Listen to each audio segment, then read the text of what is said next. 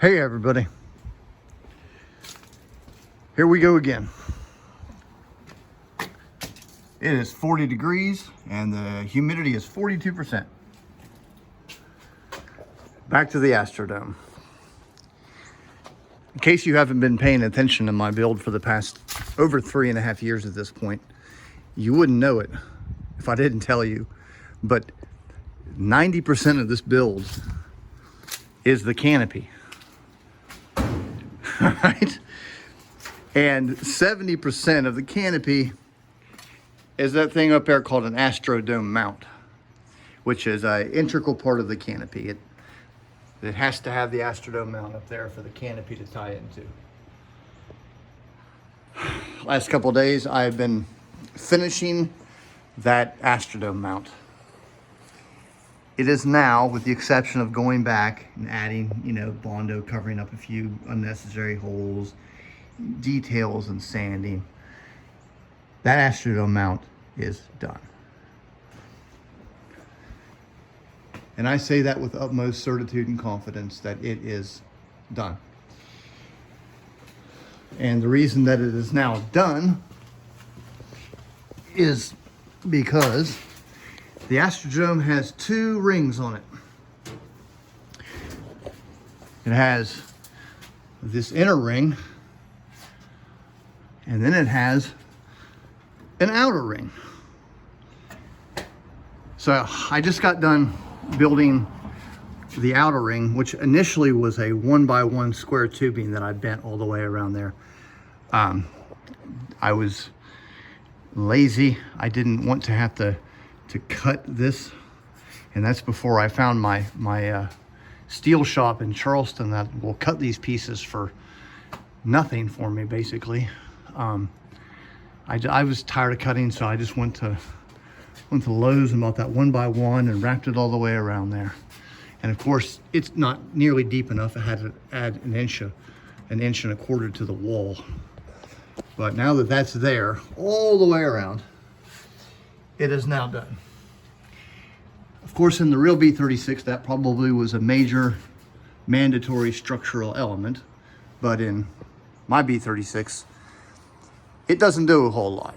However, it is a requirement because this area is where the fasteners go that attach the ceiling panels.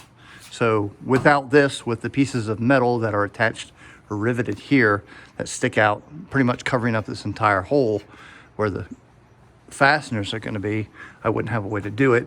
And I didn't want to, what's the politically correct term for halfway doing something? I didn't want to just make a mount here, make a mount there. I wanted the whole thing.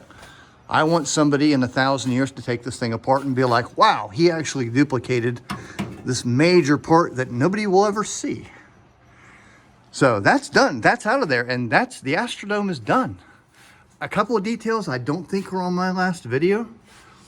I built that. This is the hinge mount. There will be it will go down like this. So this thing will, when you release the 3 doohickeys, it'll slide down there and you can climb up on top of the airplane if you want to.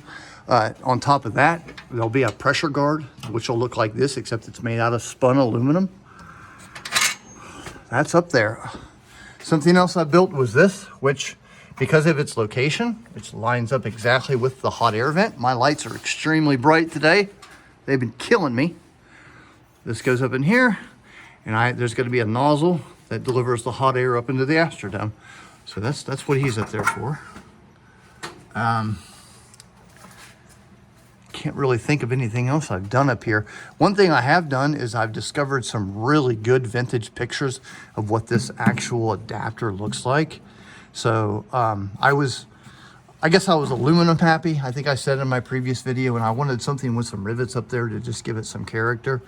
But now that I know what this thing actually looks like, and I know how it's built, or how it's built to do what it needs to do, I'm gonna redo it. I'm gonna go to my guys and have them cut out, the steel that I need so I can bring it home and weld it together and it'll be done.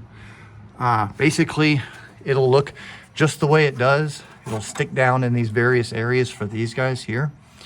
It'll be it'll have a shelf right there, and then there'll be a pair of screws all the way around, and each one of those holds like a squeezy bracket kind of thing, so it'll squeeze it. But that's going to be done. I'm looking forward to do that. I don't know when I'm going to do it because it's not really mandatory. It's not something I need to get built to say, oh, this works, so that's how that works, which is pretty much what I'm doing here. I'm just really happy that I got this. Welding over the top of your head, it's not fun. It don't matter how much PPE I wear. It still manages to find its way into my irreplaceable body parts, the sparks. Gosh, this thing is just a beast up here now. I think I mentioned that I weigh 220 pounds. My son weighs 200 pounds.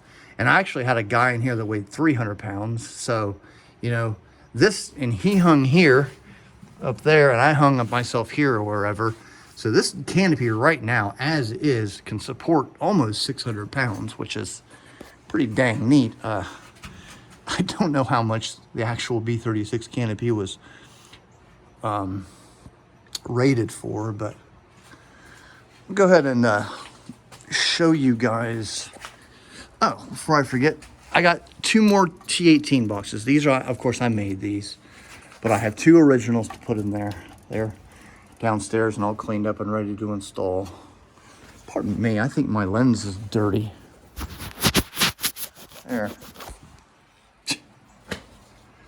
Someday I'll figure this stuff out, but I'm gonna replace those with the real deal.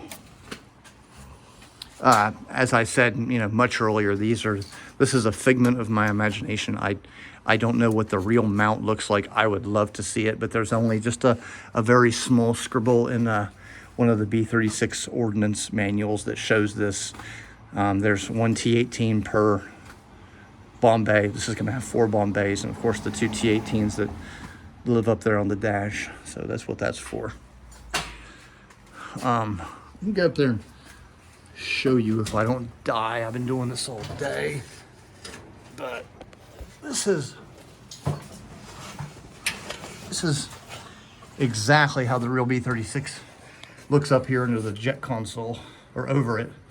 You got the longitudinal frame. It bolts into a big T made out of solid steel, and it's got big old hex heads that bolt into this all the way around. I quit doing the hex heads on the back. I just wasn't necessary. I'm never going to take this canopy apart. You probably noticed that I'm focusing on the ceiling as of late, so I can get this stuff done without dying and tripping on the floor. It's very annoying squeezing through that space up and the head clearance and going behind the bulkhead. It gets old when, you know, you forget your tool, or you got to have this or make that cut. You do that 100 times a day. I'm not doing it with the flight deck floor in here.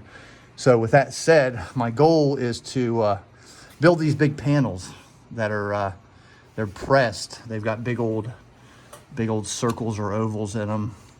There's one here, there's one there, here. Get those done so the actual ceiling will be installed. That'll be pretty cool. And I'm actually caught on the canopy. This is not good. This is funny. This is hilarious. This absolutely makes my day. I'm gonna have to get back up. This is what YouTube's for right here. So, oh my gosh. Okay, I'm free. I'm back. But now that I've got the provisions up there for the ceiling to attach up there, I can now build the ceiling panels. I'm gonna get some mock-ups up there made out of cardboard. That's gonna be what I'm gonna probably do tomorrow. I'm really looking forward to doing that. That's gonna be really cool. Something that I'm still pondering, I'm looking for evidence of, is the J model B-36 has these silver things that go all, they're made out of aluminum, but they're silver, all the way around. And there's 2 of them. And they've got a snap ring, a 3/8 inch snap ring, like so, about every, 4 inches.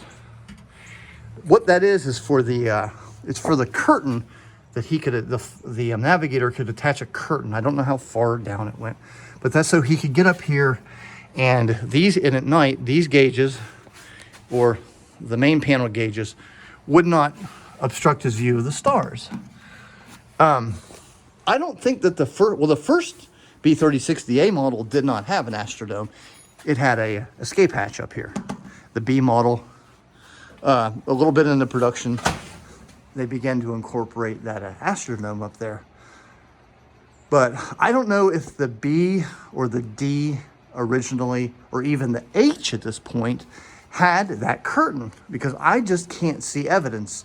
I've got a picture of a B-36 from the Carswell tornado, and I can see there's fasteners up there. And looking at the H model in the Castle Museum in Atwater, I just don't see any evidence of any snap rings up there on the H model. To